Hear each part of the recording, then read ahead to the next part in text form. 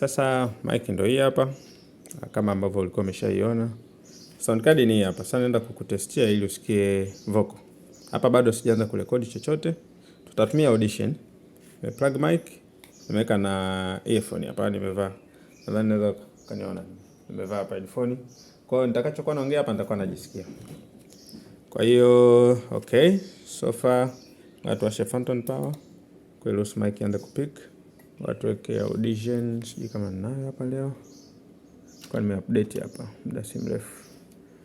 Ya Adobe Audition 2024. Alright, imefunguka hapo. Okay. Sawa. Okay, sasa ukiwa na rekodi kwa condenser mic kama hii, ni vizuri ukawa na pop filter kama hii ambayo ipo tayari kwenye hiyo pack kama ulivyokuwa umeshaona. Kwa hiyo nitakuwa natumia hapa. Okay, tuongee kitu gani kama test. Press record kwanza hapo. Na unasikia kuna mikelele nje na nini, lakini mic iko vizuri tu, itarekodi kitu vizuri.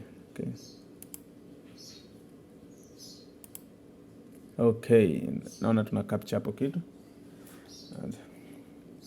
Hello, mambo vipi ladies and gentlemen? Kama ambavyo umekuwa ukifuatilia kipindi chetu kizuri kabisa, leo tunafanya test ya moja kwa moja kupitia kwenye mic hii U87 pamoja na hii sound card kuona ni kwa kiasi gani zinaweza zika capture sauti. Hello, mambo vipi ladies and gentlemen? Kama ambavyo umekuwa ukifuatilia kipindi chetu kizuri kabisa, leo tunafanya test ya moja kwa moja kupitia kwenye mic hii U87 pamoja na hii sound card kuona ni kwa kiasi gani zinaweza zika capture sauti. Kwa hiyo kwa matumizi ya YouTube, vipindi mbalimbali vya online, this is more than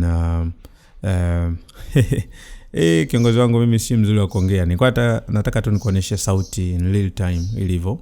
Na hapa hii ni haijaeditiwa. Kwa hiyo ukifanya boosting kidogo, katoa background noise na nini, unapata matokeo mazuri zaidi. Okay, shukrani sana.